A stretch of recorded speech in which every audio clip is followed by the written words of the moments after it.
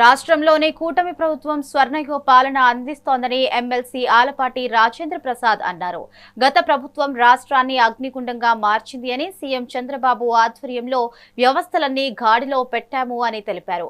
Mega DSP super 6 అమలుతో పాటు అమరావతి నిర్మాణాలను వేగవంతం చేశామన్నారు. పోలవరాన్ని పూర్తి చేసి జాతికి అంకితం చేస్తామని, ప్రతిపక్షాల విమర్శలపై ఎక్కడికైనా చర్చకు సిద్ధమని ఎమ్మెల్సీ సవాల్ విసిరారు.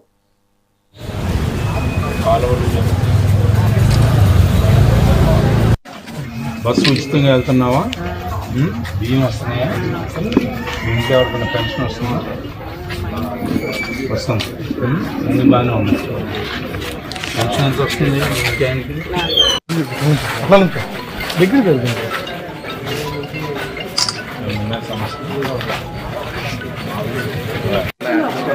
స్టాండర్డ్ 500,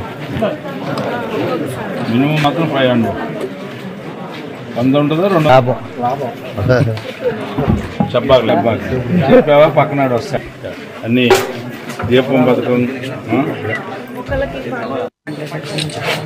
స్థలం సార్ పాంప్లెట్ ఇల్లు కట్టుకుంటానికి అవకాశం వచ్చినప్పుడు ఖచ్చితంగా చేసుకోవాలి. వాటిలో ఉన్న జెండా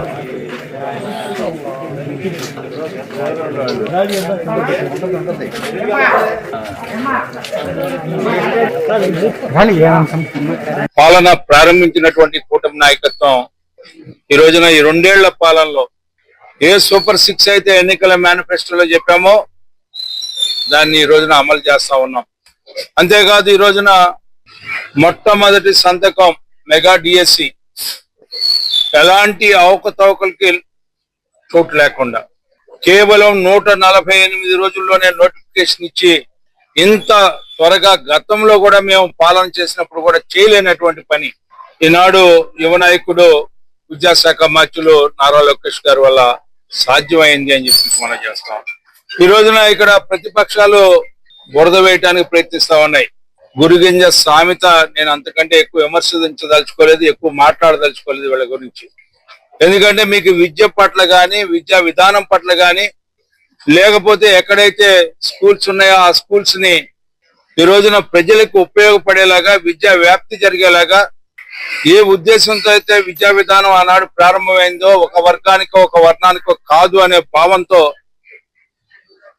ఆనాడు చంద్రబాబు నాయుడు గారు ప్రారంభించినటువంటి ఈ విద్యా విధానం మీరు దాన్ని రాజకీయం చేశారు. రాజకీయ లబ్ధి పొందడానికి మీ వాళ్ళేనా మా వాళ్ళేననే తరతమ భేదాలను సృష్టించడానికి ప్రయత్నించారే తప్పితే విద్యా విధానం సక్రమంగా జరగడానికి ఏనాడు కూడా ప్రయత్నించలేదని చెప్పి మనం చేస్తాం. పాలన ప్రారంభించినటువంటి కూటమి నాయకత్వం